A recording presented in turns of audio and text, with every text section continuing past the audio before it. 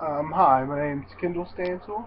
Um, the topic I chose was George Washington, and you're probably wondering why I chose George Washington.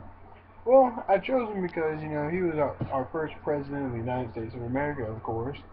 Um, he was also one of the individuals that really got going, our separation independence from Britain and the anarchy that resided over us. Um,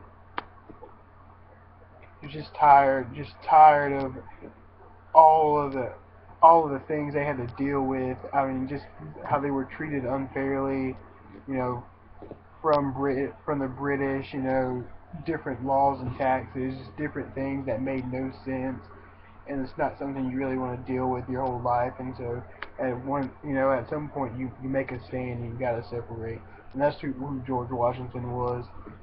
I mean, he was a fair man, and some people say, oh, he had slaves, so that makes him a bad person. But he really wasn't. He treated his slaves pretty good, compared to most slave owners who beat on their slaves and whatnot. He really kept his slaves together. Um, he was the first president, of course. He served 2 terms and set the precedent that you can only serve 2 terms and not go over 8 years. But it's also very surprising that he even made it to 8 years, seeing as the first time that he was elected, he did not even want to be president at all. And the second time, he definitely didn't want to do it, but the people wanted him to be their leader. They wanted him to lead them into the future and build the democracy that we use today. Um,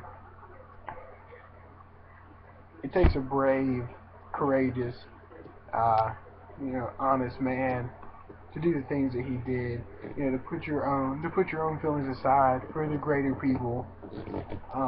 He also felt, if he didn't lead the people those first couple of years that America was built, that he felt it would have all fell apart, and all the fighting and sacrifices that everybody had made would have been for nothing. Uh, I guess some of his intuitiveness, greatness began when he was a young boy, for a boy that only had, you know, to the equivalent now of an elementary school education, and began surveying with Lord Fairfax in Virginia, who was one of the most wealthiest people during his time period as George grew up. Um, by the time he was 18, he started his own business, and you don't see any 18-year-olds now starting their own business. Uh, got involved in the military after his brother died. He had no military experience at all, and just hopped right in. Didn't have much success at first, but I mean, you got to start from somewhere.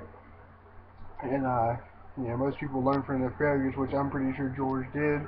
Ended up being a great military leader, which I feel like once you fail and you find success after you fail, that really helps you, and that's a good quality that a leader would have. Um, Being able to find the good out of the bad, and never giving up, having good perseverance. Uh, you know, Ways that were affected today. The democracy that we use today was, you know, the same one they used when George Washington became president. The electoral college, the way we vote for our president, is the same thing that was used then, even though he didn't really have much opposition at all. Um, he dealt with a lot of things that people deal with today, but we don't really see it that way. From having 2 people that were below him, but his closest allies were on different sides, having to deal with their feuds, and how he didn't agree with political parties, at all to begin with. Um, but I just feel like, where would we be if we didn't have him leading us? Would we be here making this presentation right now, having our own freedom to speak what we want to, do what we want to, instead of being ruled by a king or queen? And I guess that's something you have to look for in an individual. And George Washington had that, in my opinion. Uh, I guess that's all I have to say. Uh, I guess if I want somebody to lead this country again, it'd be somebody who had similar qualities of George Washington, one of the greatest leaders that we've ever had.